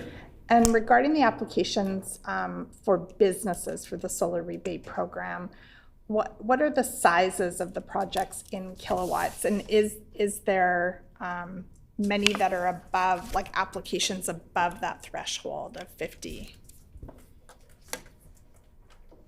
Ms. Kerlick. So as much as I'd like to be helpful here, I'll again say I don't have the detailed applications and the status of those applications at Efficiency Manitoba. We do have over 40 programs, so it's not something that I have at the ready, so I apologize for that. Ms. Naylor. Have there been any advertising campaigns for the new solar rebate program, and are those advertising campaigns ongoing? Ms. Kerlick. So I wouldn't say there'd been advertising campaigns per se. We do advertise the solar program on our website. We've had contractor sessions to discuss the program and its eligibility details with contractors that install solar PV, but I would say no specific advertising campaign per se. We do have materials and pieces that are developed that could be used as handouts at the home show, for example. I suspect we do have some sort of handout that we could put that provides the details for solar applications. Mr. Sala. Just building on that, I'm just curious if the CEO can comment on whether or not she views solar or the expansion of solar in Manitoba as an energy efficiency play. So the part that Efficiency Manitoba is responsible for is called the displaced energy. And that would be when the solar is producing and you're using energy, that energy will be displaced by your solar system. And so that's the component of the solar installation that we're able to rebate and that we count towards our target energy savings. So insofar as that will happen, then absolutely. With a 1.5% of load energy savings target for 15 years, we are employing every measure we can to reach those targets. So we definitely think solar is part of that solution for getting our targets. Ms. Naylor. Thank you, Mr. Chair. Now I want to ask a little bit about the work going on in terms of outreach with Indigenous community groups. On page 16 of the annual report, it says that there were 2 Indigenous energy efficiency working group meetings held in 2021 and 2022. Can you tell us a bit about where these meetings were held and how many participants there were?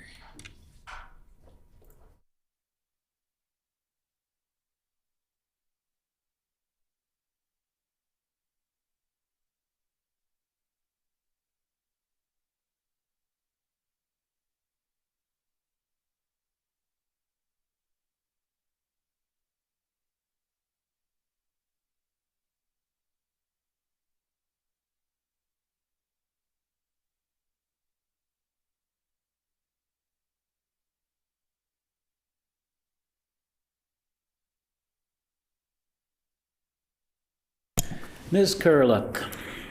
So it's my understanding, and the member is referring to the Indigenous Energy Efficiency Working Group, and it's my understanding that invites went out to all 63 First Nations, as well as the different tribal councils and the MMF, the Manitoba Métis Federation, and I believe there's roughly 25 to 30% attendance at those meetings. And of course, given the situation, those were virtual, both were virtual meetings. Ms. Naylor. Thank you, Mr. Chair. How many IEEWG meetings will be held in 2022-23?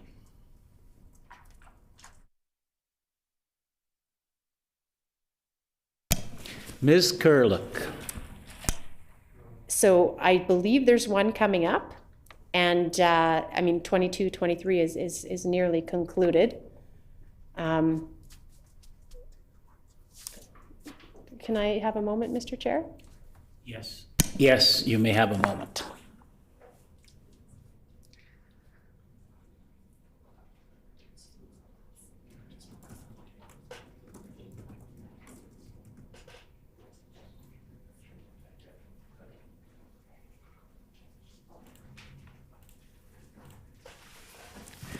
Ms. Kurlik. Thank you, Mr. Chair. Sorry, I wanted to confirm before I put it on the record. So yes, there will be one more Indigenous Energy Efficiency Working Group this year. That will be the one meeting that we've had.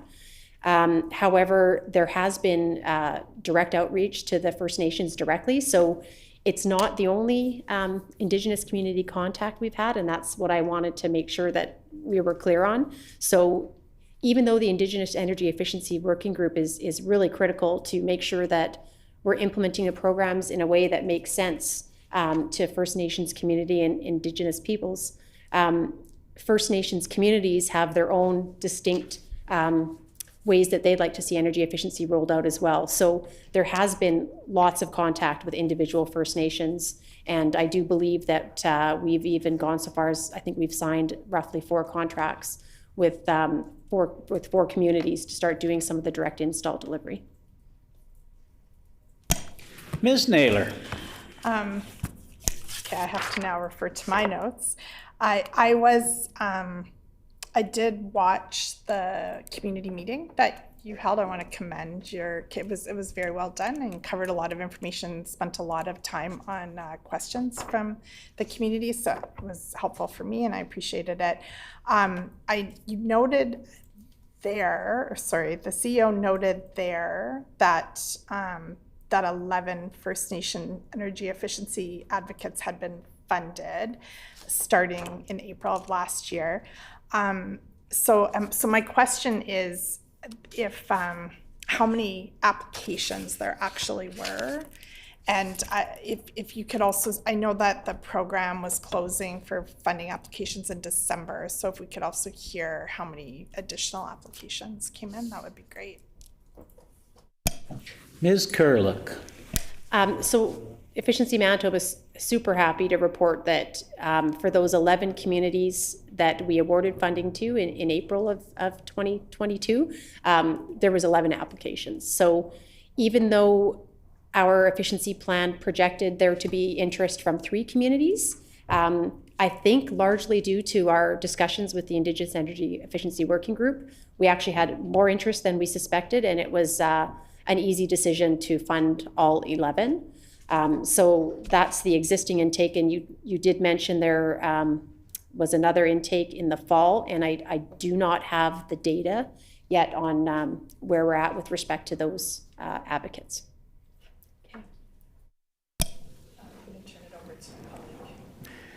Mr. Sala.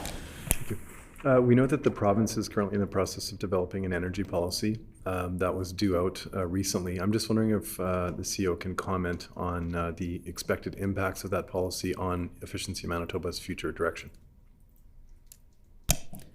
Ms. Kurlik. So Efficiency Manitoba was engaged as a stakeholder, and obviously a pretty key stakeholder with the provincial energy strategy. So in terms of impacts to us, I mean, I don't know specifically what's going to be our impact. What I can say is with energy efficiency, everybody knows that it is a key strategy for making sure that the load of a building is as low as it can be, which helps with any kind of potential net zero target. And so energy efficiency probably don't need a provincial strategy to tell us that we need to do a lot of energy efficiency. It is it's the most cost-effective technology that's out there, and in most cases is technology that exists today to achieve energy efficiencies. So definitely important part, and I suspect it will be a very important part of the provincial energy strategy going forward. Mr. Sala. And we know that Hydro is currently in development of an IRP, and that was mentioned, I believe, in the annual report, or was mentioned today. I'm just curious if you can help to clarify what kind of inputs Efficiency Manitoba provided to that IRP process. And I assume that some of that would have focused on expected efficiencies and sort of helped them to inform their load forecast. I'm hoping the CEO could just provide some clarity as to what was provided to Hydro in their IRP development and how Efficiency Manitoba contributed to that process.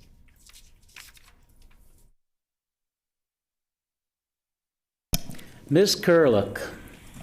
So again, Efficiency Manitoba was a key stakeholder to Manitoba Hydro's integrated resource planning process, both as a stakeholder, but as you mentioned, as an input into the process. So we provided our efficiency targets go into the load forecast as a base component. So they are counting on us to be achieving our targets as part of the integrated resource plan. And then the market potential study that we haven't talked about a lot, but had 3 scenarios that were modeled for the future of energy efficiency in Manitoba. So there was a reference scenario, which was what we're doing today, and then there was an enhanced scenario and a maximized scenario.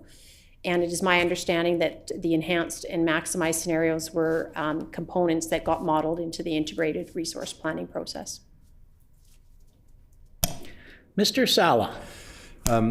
Thank you very much for that. One thing that I wanted to ask a bit about and just sort of broaden a bit here and just out of curiosity. So in the past, there was a sense that PowerSmart was taking on DSM initiatives or projects that were really like more visionary or broader in scope, that they would identify end uses, look for where there was a lot of waste and opportunities to sort of offer fridge rebates, this kind of thing.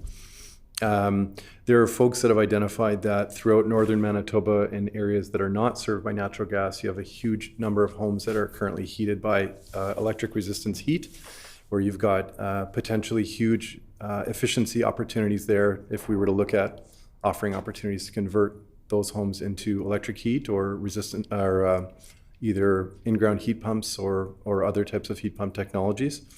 Does Efficiency Manitoba look at those, assess for those really big picture opportunities? And I ask this because there's clearly a lot of good work going on with these incentives, and we're offering products and light bulbs and toilets and et cetera at discounts.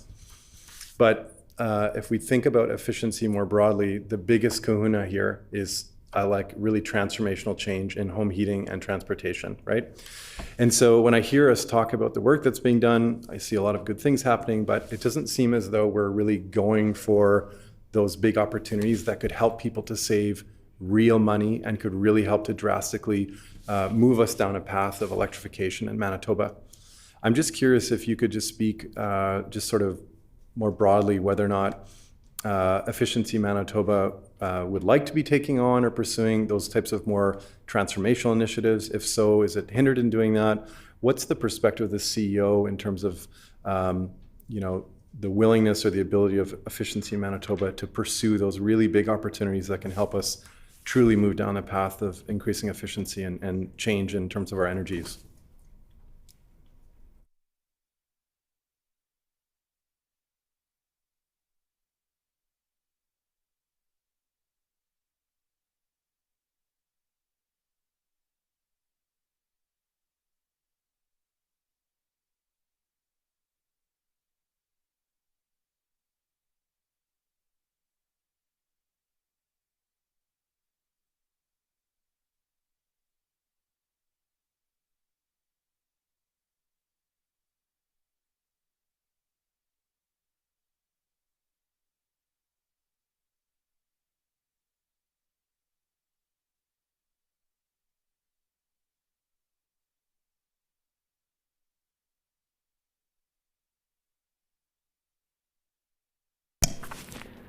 Ms. Kerlick.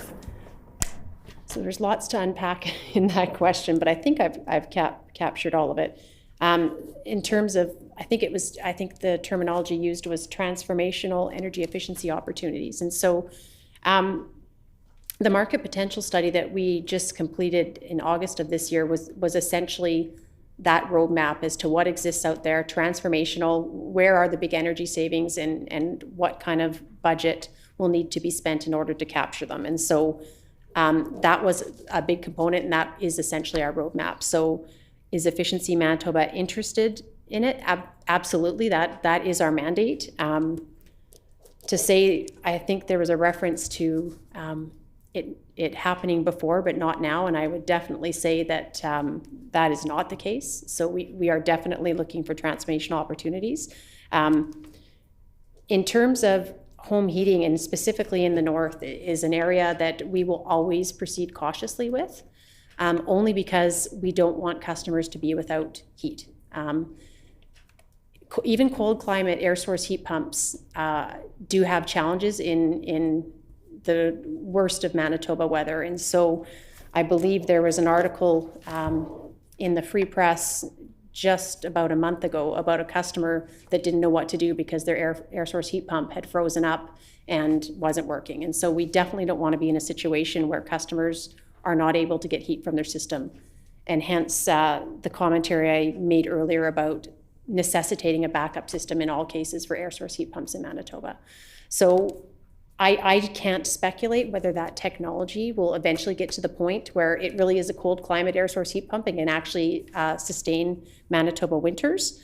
But at this point in time, we are looking at installing them. We do offer an incentive for them, but the cost of doing an air source heat pump in Manitoba, by nature of needing that backup system, is definitely more than what it is in other markets. And so right now, with in partnership with the Greener Homes program, there's more money on the table to install an air source heat pump, but there's also some caveats that come with that, which is, you know, you need to make sure that the backup system is speaking with the air source heat pump. And so I believe, and I might look to my left for confirmation of this, because I do believe my board chair experienced this exact same thing, but I believe that in order to qualify for the Greener Homes grant, you need to install a new heating system along with the new air source heat pump, which of course exacerbates the cost of installing that system.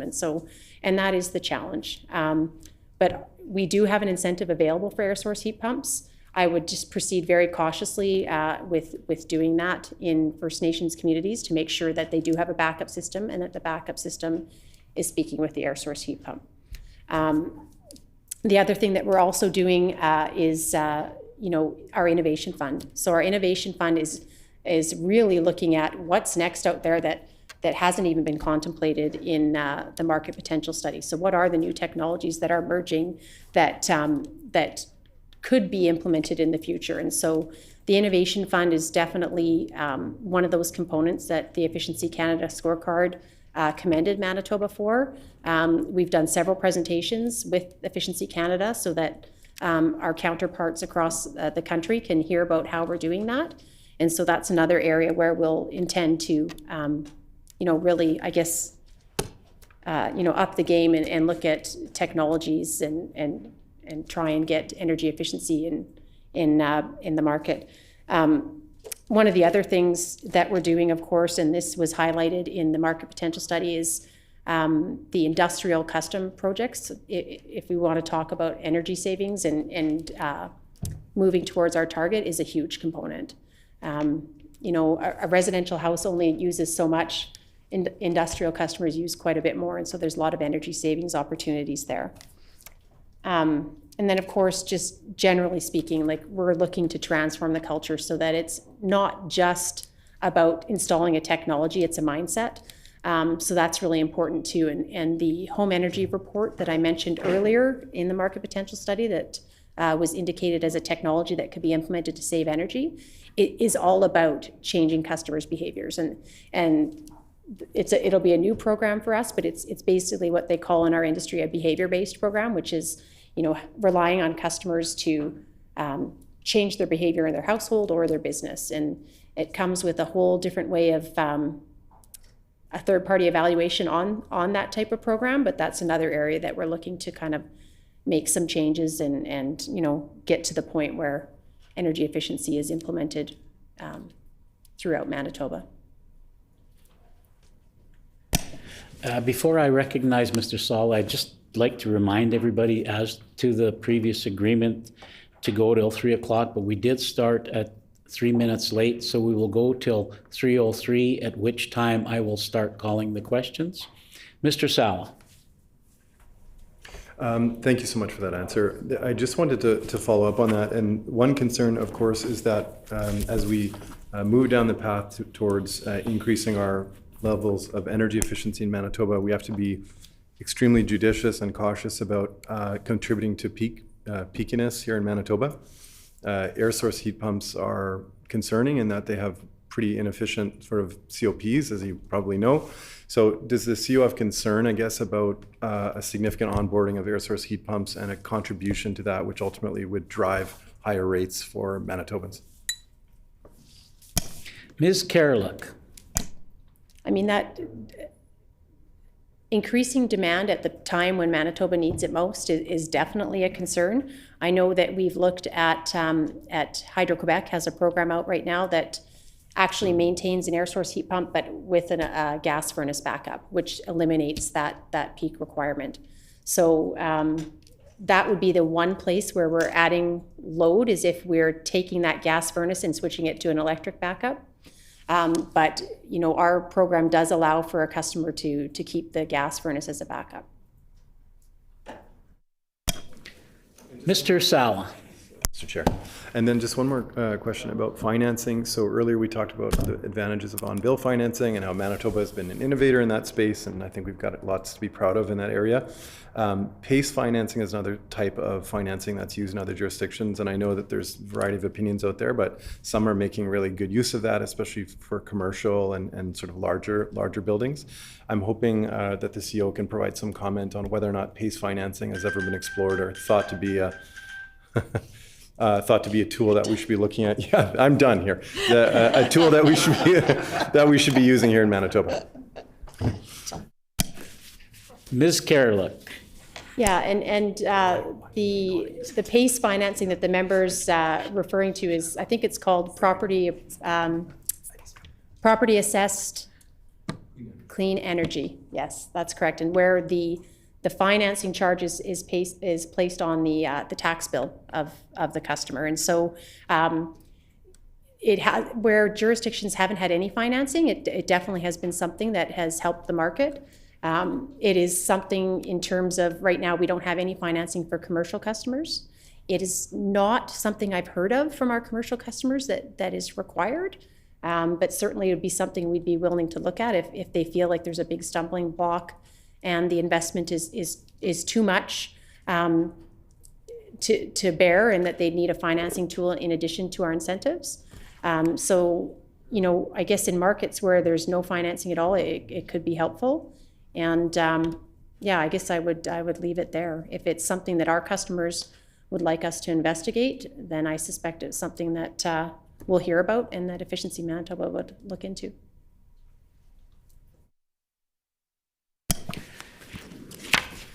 Seeing no further questions, I will now put the question on the reports.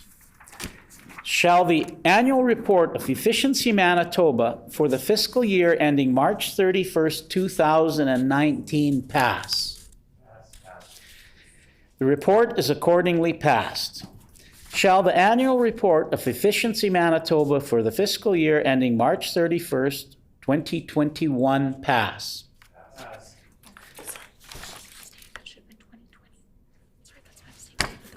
Sorry, we had a typo error here. Shall the annual report of Efficiency Manitoba for the fiscal year ending March 31st, 2020 pass? The report is accordingly passed.